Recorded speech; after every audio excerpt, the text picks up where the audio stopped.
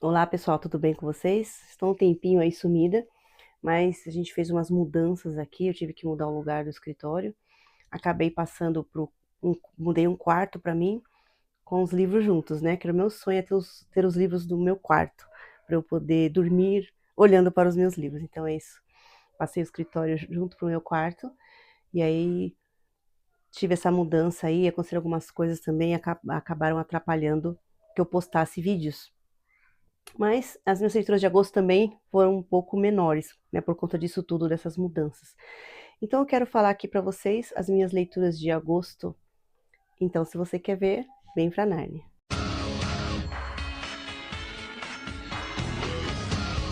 Então, me encantei com Dostoiévski, né? Resolvi ler um pouco Dostoiévski. Então, o primeiro livro que eu fui ler do Dostoiévski foi esse rosinha aqui, lindo, maravilhoso. Aliás, o primeiro não, o segundo, né? Porque o primeiro foi Noites Brancas. E aí eu resolvi ler o segundo livro do Dostoiévski, né, o meu segundo livro, Diário do Subsolo.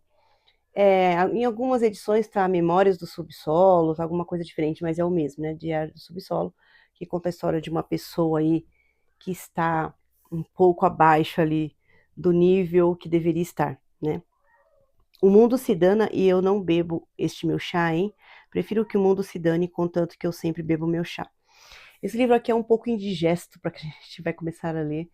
Eu dei uma pesquisada antes, né, para saber um pouquinho sobre o assunto, sem spoiler, mas deu para perceber que é uma história de uma pessoa, provavelmente narcisista, e uma pessoa que se importa só com ela mesma e que acha que todo mundo está fazendo um complô contra ela. Então, a primeira parte do livro ele vai se justificar, falar dele, falar um monte de coisa sobre ele, que ele é assim mesmo, blá blá blá blá blá blá. E a segunda parte ele vai contar um pouquinho de algumas experiências que ele teve com alguns antigos amigos de escola, é um rapaz, né, solitário. O Dostoiévski, pelo que eu vi, adora colocar temas com rapazes solitários, né? E aí ele vai colocar aí uma experiência que ele teve com os amigos de faculdade, de estudos, que ele não gostava, e aí, mas ao mesmo tempo ele quer atenção, e aí ele também coloca algumas experiências que ele tem, e uma experiência que ele teve com uma moça que eu fiquei muito, muito brava, muito chateada, né? Eu acho que essa é a ideia do autor, querer mexer com os nossos sentimentos, mexer, né? Quando o livro mexe com os nossos sentimentos, esse livro é bom, né? Não mexer com o nosso sentimento de uma maneira ruim, mas mexe, faz a gente sentir alguma coisa, faz a gente pensar, refletir, né? E pensar um pouco, será que eu também não estou sendo um pouquinho assim? Será que eu, sei lá, estou me preocupando demais com o que as pessoas que estão ao meu redor? De repente elas nem estão se importando tanto, né? Então eu devo me importar um pouco menos com o que as pessoas pensam de mim, tentar viver minha vida, mas ao mesmo tempo ele é sarcástico, ele quer ver a pessoa chorar. Por isso que eu digo que ele é narcisista, né? Ele quer ver a pessoa chorar. Então, tem uma cena que ele faz com essa moça que eu fico muito revoltada, né? Então, ele fala coisas para essa moça jovem até ela chorar copiosamente, chorar muito, né? Falando que o futuro dela não vai ser nada, que ela não vai ser nada. Então, assim, depois ele deu esperanças para ela e depois ela percebeu, né, quem ele era e graças a Deus não aconteceu o que eu pensei. Mas não vou dar spoiler, não, vou ficar quietinha aqui. Então, assim, é um livro angustiante da gente ver coisas que ele está fazendo que a gente acha, gente, por que ele está fazendo isso? Né? Por que ele está fazendo isso?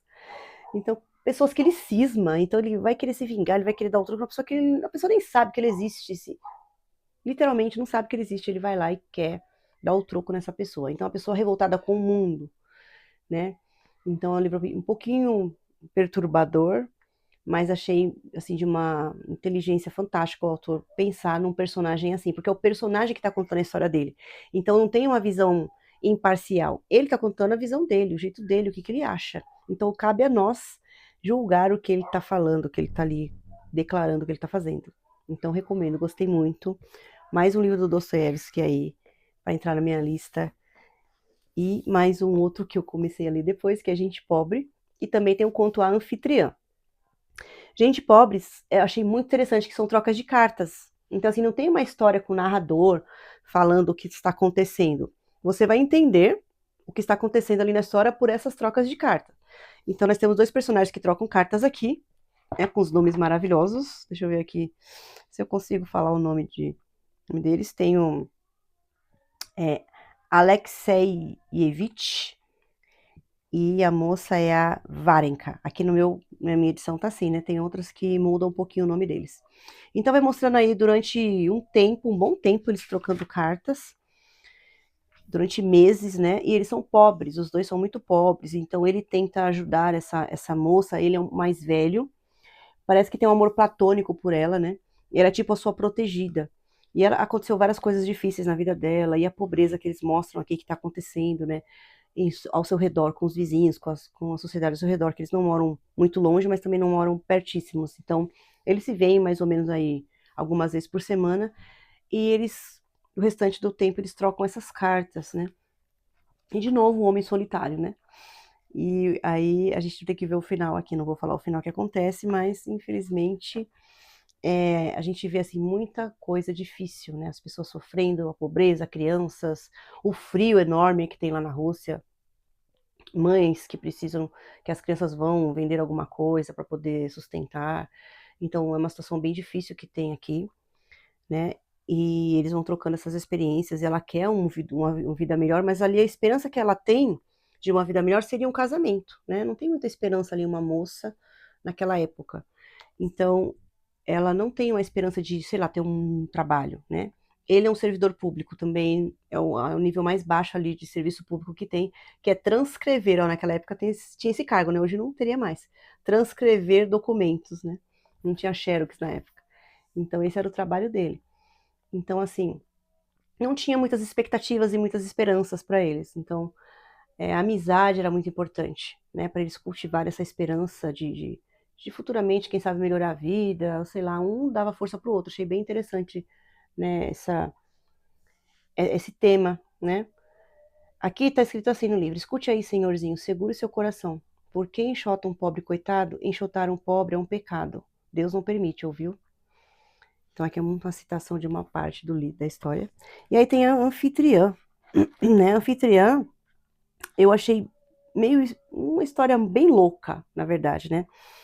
Não dá para saber, é um rapaz que acaba se encantando por uma moça, e ele acaba descobrindo onde ela mora, e descobrindo que lá do nada ele descobre, ele estava procurando um apartamento para morar, mudar de apartamento, e do nada ele vai e se instala nesse quartinho aí que ela mora lá junto com outro homem bem estranho, bizarro até.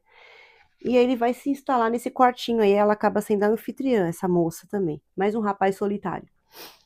E aí acontecem umas coisas muito estranhas com esse senhor que mora com ela.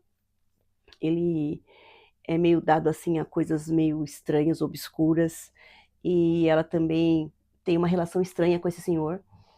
E é muito, muito bizarro o que vai acontecer. Parece que tem horas que ele tá dopado, que não sei se o homem dopa ele ou é a moça que dopa, que ele começa a fantasiar muitas coisas. Aí tem hora que parece que ele tá doente, tem hora que ele parece que ele fantasia isso mesmo. Então é uma história muito, muito estranha e termina assim do nada. Então, o anfitrião eu achei uma história bem estranha mesmo. Mas o Gente Pobre eu achei muito, muito bom. Então, vai da opinião de vocês. Se vocês quiserem ler, estão aí. Aqui tem duas histórias, então. Gente Pobre e a Anfitriã, do Dostoiévski. Pretendo ler mais, né? Está na lista aí do Crime e Castigo. Tem aí alguns ali para ler. Mas acho que o que eu vou começar a ler é Crime e Castigo, né? Que é um clássico mais conhecido aí do Dostoiévski. No clube de leitura das crianças, né? O Clube 2.0, a gente leu O Médico e o Monstro. A gente começou em agosto, terminou no comecinho de setembro, né?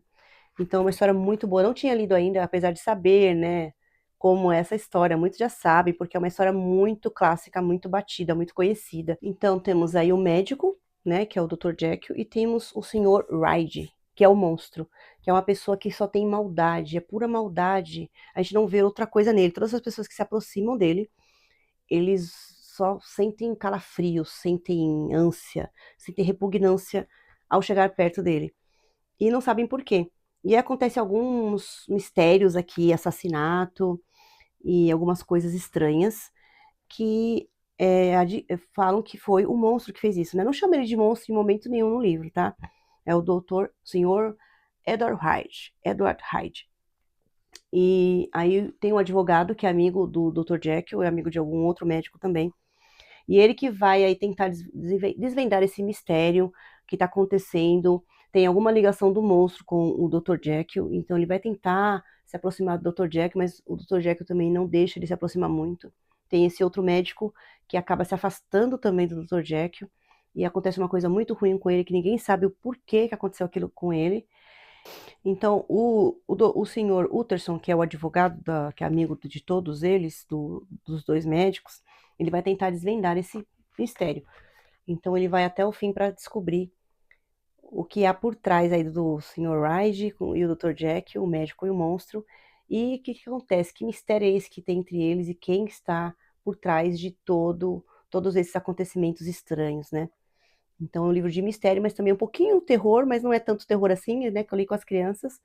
É assim um terror bem light, mas se fosse filme também seria um pouco mais pesado, mas como é um livro, então dá pra gente imaginar as coisas sem e ter espanto, né? Uma coisa que eu detesto é ter espanto.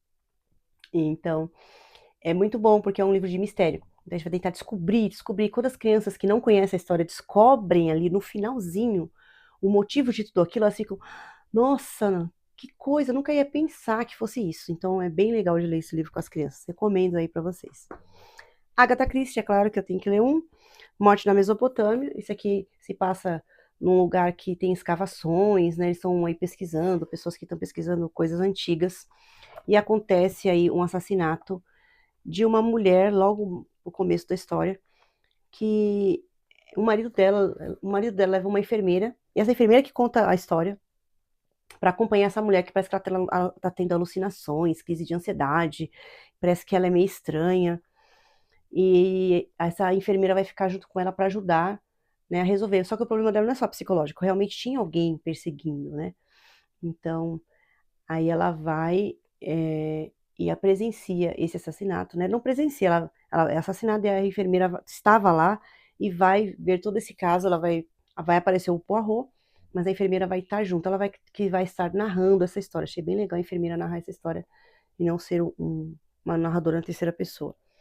E ela vai escrevendo tudo o que aconteceu, tudo o que ela sabe sobre o caso, ela vai escrevendo do começo até o final, até desvendar, até o Poirot desvendar. É um livro bom, mas não é assim dos mais empolgantes. Mas a parte final é muito melhor, assim, muito legal, porque o Poirot vai explicando item por item. Por que que não foi esse? Poderia ter sido essa pessoa, mas não foi ela por quê? Vai explicando. Ele vai explicando item por item de todas as pessoas suspeitas que poderiam ter cometido esse crime. Aí no final vai ser muito, muito bom. O final é o mais legal dessa história. No começo é um meio maçante, depois vai ficando muito bom. No final você não quer parar de ler. E é isso, né? A Agatha é assim. Então, esses foram os livros que eu li. Continuei lendo o 20 Mil Léguas, é um livro um pouquinho grosso, então a gente está lendo, vamos esperar que terminar no final de setembro. Eu estou lendo no livro para os jovens, né? Com meu filho também. E essas foram as minhas leituras de agosto. Vou postar daqui a pouco o vídeo aí de setembro, né? Porque acabei me atrasando um pouquinho. E vou postar para vocês o que eu estou lendo e que pretendo terminar lendo em setembro, que também está um mês um pouco conturbado ainda, mas espero voltar nos eixos para continuar a ler os clássicos, né? Ainda não consegui. E fazer aí as minhas aulas que a gente está tendo no Clube dos Jovens, Clube dos Adultos, né? Que nós estamos lendo agora Santa Teresinha, o Clube Católico para Adultos, está lendo Santa Teresinha.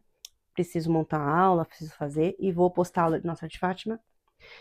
E é isso. Espero que vocês tenham gostado. Entra aí no meu link para você conhecer os meus clubes de leitura, para a gente poder ler junto, ok? E vocês vão me acompanhando aqui no YouTube também. Adquira o meu livro aqui, o meu livro Mistérios e Cupcakes, né?